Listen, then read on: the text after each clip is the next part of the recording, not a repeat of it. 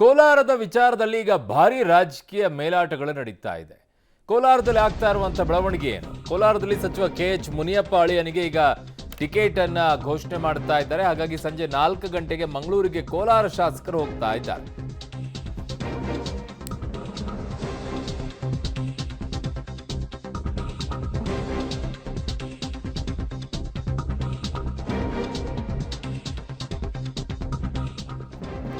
ಕೋಲಾರದಲ್ಲಿ ಸಚಿವ KH Muniyappa ಅಳಿಯನಿಗೆ ticket ಅನ್ನ ಘೋಷಣೆ ಮಾಡ್ತಾ ಇದ್ದಾರೆ ಅನ್ನೋ ಮೂಲಕವಾಗಿ ಈಗ ಸಂಜೆ 4 ಗಂಟೆಗೆ ಮಂಗಳೂರಿಗೆ ಕೋಲಾರ ಶಾಸಕರು ಹೋಗ್ತಾ ಇದ್ದಾರೆ.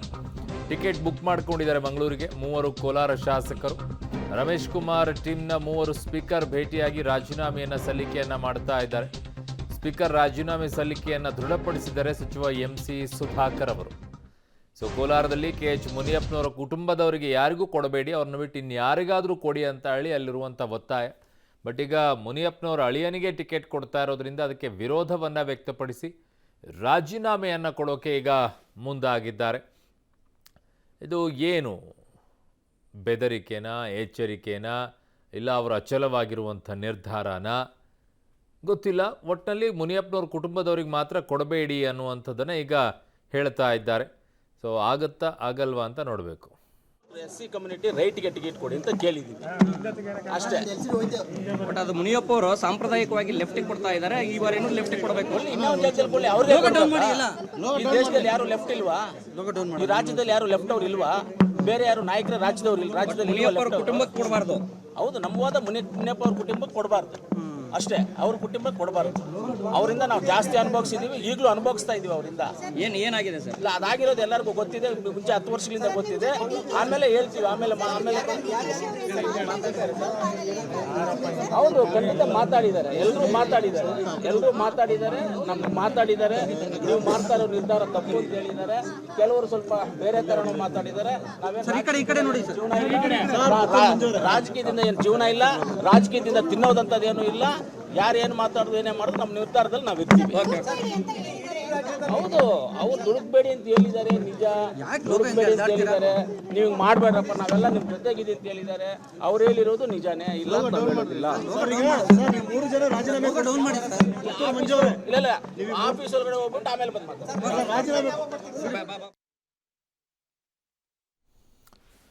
ಸೊ ಈಗ ರಾಜೀನಾಮೆ ಕೊಡುವುದ್ರ ಬಗ್ಗೆ ಈಗ ಕೊತ್ತೂರು ಮಂಜುನಾಥ್ ಕೂಡ ಅದಕ್ಕೆ ದೃಢಪಡಿಸ್ತಾ ಇದ್ದಾರೆ. ನಾವು ಬದಲಿಸಲ್ಲ ನಮ್ಮ ನಿರ್ಧಾರವನ್ನು ಅನ್ನುವಂಥ ಮಾತನ್ನು ಹೇಳ್ತಾ ಇದ್ದಾರೆ. ಸೊ ಈಗ ಸದ್ಯಕ್ಕೆ ಮುನಿಯಪ್ಪನವ್ರ ಕುಟುಂಬಕ್ಕೆ ಕೊಡಬಾರ್ದು ಅನ್ನುವಂಥದ್ದು ಅವರದ ಒತ್ತಾಯವಾಗಿದೆ. ಕೊಳ್ಳಿ, ಇನ್ನೊಂದು ಜಾಗದಲ್ಲಿ ಕೊಳ್ಳಿ. ಅವ್ರಿಗೆ ಕೊಡ್ಬೇಕಾ? ಈ ದೇಶದಲ್ಲಿ ಯಾರು ಲೆಫ್ಟ್ ಇಲ್ವಾ? ಈ ರಾಜ್ಯದಲ್ಲಿ ಯಾರು ಲೆಫ್ಟ್ ಅವ್ರು ಇಲ್ವಾ? ಬೇರೆ ಯಾರು ನಾಯಕರ ರಾಜ್ಯದವ್ರು ಇಲ್ಲ. ರಾಜ್ಯದಲ್ಲಿ ಇಲ್ವಾ ಲೆಫ್ಟ್ ಅವರು? ಹೌದು, ನಮ್ಮ ವಾದ ಮುನಿಯಪ್ಪ ಅವ್ರ ಕುಟುಂಬಕ್ಕೆ ಕೊಡಬಾರ್ದು ಅಷ್ಟೇ. ಅವ್ರ ಕುಟುಂಬಕ್ಕೆ ಕೊಡಬಾರ್ದು. ಅವರಿಂದ ನಾವು ಜಾಸ್ತಿ ಅನುಭವಿಸಿದೀವಿ, ಈಗಲೂ ಅನುಭವಿಸ್ತಾ ಇದೀವಿ ಅವರಿಂದ. ಏನಾಗಿದೆ ಸರ್? ಇಲ್ಲ, ಅದಾಗಿರೋದು ಎಲ್ಲರಿಗೂ ಗೊತ್ತಿದೆ. ಮುಂಚೆ 10 ವರ್ಷಗಳಿಂದ ಗೊತ್ತಿದೆ. ಆಮೇಲೆ ಹೇಳ್ತೀವಿ. ಆಮೇಲೆ ಹೌದು, ಖಂಡಿತ ಮಾತಾಡಿದ್ದಾರೆ. ಎಲ್ಲರೂ ಮಾತಾಡಿದ್ದಾರೆ.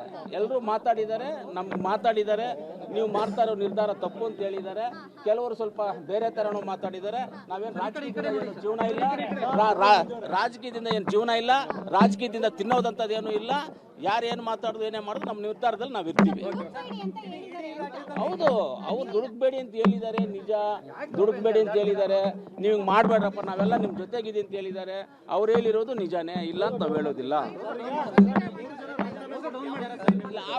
ಇಲ್ಲ, ಆಫೀಸ್ ಒಳಗಡೆ ಹೋಗ್ಬಿಟ್ಟು ಆಮೇಲೆ ಬಂದು ಮಾತಾಡ್ತಾರೆ. ಸಾಂಪ್ರದಾಯಿಕವಾಗಿ ಲೆಫ್ಟಿಗೆ ಕೊಡ್ತಾ ಇದ್ದಾರೆ. ಈ ಬಾರಿನೂ ಲೆಫ್ಟಿಗೆ ಕೊಡಬೇಕು. ಕೊಳ್ಳಿ, ಇನ್ನೊಂದು ಜಾಗದಲ್ಲಿ ಕೊಳ್ಳಿ. ಅವ್ರಿಗೆ ಕೊಡ್ಬೇಕಾ? ಈ ದೇಶದಲ್ಲಿ ಯಾರು ಲೆಫ್ಟ್ ಇಲ್ವಾ? ಈ ರಾಜ್ಯದಲ್ಲಿ ಯಾರು ಲೆಫ್ಟ್ ಅವ್ರು ಇಲ್ವಾ? ಬೇರೆ ಯಾರು ನಾಯಕರ ರಾಜ್ಯದವ್ರು ಇಲ್ಲ. ರಾಜ್ಯದಲ್ಲಿ ಇಲ್ವಾ ಲೆಫ್ಟ್ ಅವರು? ಹೌದು, ನಮ್ಮ ವಾದ ಮುನಿಯಪ್ಪ ಅವ್ರ ಕುಟುಂಬಕ್ಕೆ ಕೊಡಬಾರ್ದು.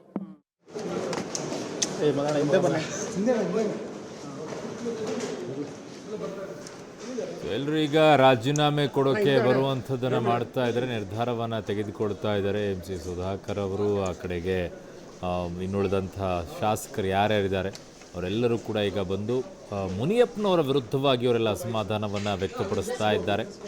ಸೊ ತಮ್ಮದೇ ಆದಂಥ ಒಂದು ನಿರ್ಧಾರಕ್ಕೆ ಬಂದಿದ್ದಾರೆ. ಯಾವುದೇ ಕಾರಣಕ್ಕೂ ಕೂಡ ಮುನಿಯಪ್ಪನವರ ಕುಟುಂಬಕ್ಕೆ ಟಿಕೆಟ್ ಕೊಡಬಾರ್ದು, ನಾವು ಅನುಭವಿಸಿರೋದು ಸಾಕು ಇಲ್ಲಿಯವರೆಗೂ ಅವರಿಂದ ಅನ್ನುವಂಥ ಮಾತನ್ನು ಈಗ ಹೇಳ್ತಾ ಇದ್ದಾರೆ. ಹಾಗಾಗಿ ಯಾವ ರೀತಿಯಾಗಿ ಅವ್ರನ್ನ ಸಮಾಧಾನ ಮಾಡ್ತಾರೆ ಅನ್ನೋದನ್ನು ನೋಡಬೇಕು. ಈಗ ಒಂದು ಕಡೆಗೆ ಸಚಿವರಾಗಿರುವಂಥ ಸುಧಾಕರ್ ಅವರು, ಇನ್ನೊಂದು ಕಡೆಗೆ ಕೊತ್ತೂರು ಮಂಜುನಾಥ್ ಅವರು, ನಂಜೇಗೌಡರು, ಇವರೆಲ್ಲರೂ ಕೂಡ ಈಗ ರಾಜೀನಾಮೆಯನ್ನು ಕೊಡೋಕ್ಕೆ ಮುಂದಾಗ್ತಾ ಇದ್ದಾರೆ ಅಂತಿದ್ದಾರೆ. MLC ಅನಿಲ್ ಕುಮಾರ್ ಅವರು ಕೂಡ ಈಗ ಎಚ್ಚರಿಕೆಯನ್ನು ಕೂಡ ಕೊಡ್ತಾ ಇದ್ದಾರೆ. ಬಟ್ ರಾಜೀನಾಮೆಯನ್ನು ಕೊಡ್ತೀವಿ, ನಮ್ಮ ನಿರ್ಧಾರ ಬದಲಾವಣೆ ಆಗೋದಿಲ್ಲ, ನೀವು ಮುನಿಯಪ್ಪನವ್ರ ಅಳಿಯನಿಗೆ ಕೊಟ್ಟರೆ ಗ್ಯಾರಂಟಿ ನಮ್ಮದು ರಾಜೀನಾಮೆ ಅಂತ ಹೇಳಿದ್ದಾರೆ. ಬಟ್ ಈಗ ಅವರಿಗೆ ಮೆಸೇಜ್ ಬಂದಾಗಿದೆ ಮುನಿಯಪ್ಪನವ್ರ ಅಳಿಯನಿಗೆ ಟಿಕೆಟ್ ಅನ್ನೋದು, ಹಾಗಾಗಿನೇ ಅವರು ರಾಜೀನಾಮೆ ಕೊಡೋಕೆ ಈಗ ಮುಂದಾಗಿದ್ದಾರೆ, ರಾಜೀನಾಮೆ ಕೊಡೋಕೆ ಹೋಗ್ತಾ ಇದ್ದಾರೆ. ಈ ದೃಶ್ಯವನ್ನು ನೇರ ದೃಶ್ಯಾವಳಿಗಳಲ್ಲಿ ನೋಡ್ತಾ ಇದ್ದಾರೆ, ನೇರ ಪ್ರಸಾರದಲ್ಲಿ. ಸೊ ಇದು ಈಗ ರಾಜೀನಾಮೆ ಕೊಡೋಕೆ ಬಂದಿರುವಂಥ ಕೋಲಾರದ ಶಾಸಕರು, ವಿಧಾನ ಪರಿಷತ್ನ ಸದಸ್ಯರು, ಮಂತ್ರಿ ಕೂಡ ಇದ್ದಾರೆ ಅದರಲ್ಲಿ.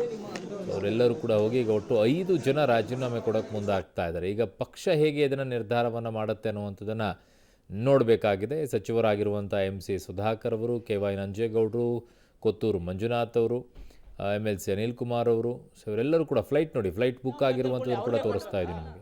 ಈ ದೇಶದಲ್ಲಿ ಯಾರು ಲೆಫ್ಟ್ ಇಲ್ವಾ? ಈ ರಾಜ್ಯದಲ್ಲಿ ಯಾರು ಲೆಫ್ಟ್ ಅವ್ರು ಇಲ್ವಾ? ಬೇರೆ ಯಾರು ನಾಯಕರ ರಾಜ್ಯದಲ್ಲಿ ಇಲ್ವಾ ಲೆಫ್ಟ್ ಅವರು? ಹೌದು, ನಮ್ಮ ವಾದ ಮುನಿಯಪ್ಪ ಅವ್ರ ಕುಟುಂಬಕ್ಕೆ ಕೊಡಬಾರ್ದು ಅಷ್ಟೇ, ಅವ್ರ ಕುಟುಂಬಕ್ಕೆ ಕೊಡಬಾರ್ದು.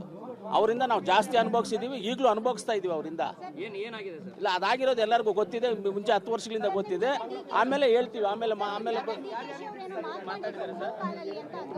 ಹೌದು, ಖಂಡಿತ ಮಾತಾಡಿದ್ದಾರೆ, ಎಲ್ಲರೂ ಮಾತಾಡಿದ್ದಾರೆ, ನಮ್ಗೆ ಮಾತಾಡಿದ್ದಾರೆ. ನೀವು ಮಾಡ್ತಾ ಇರೋ ನಿರ್ಧಾರ ತಪ್ಪು ಅಂತ ಹೇಳಿದ್ದಾರೆ.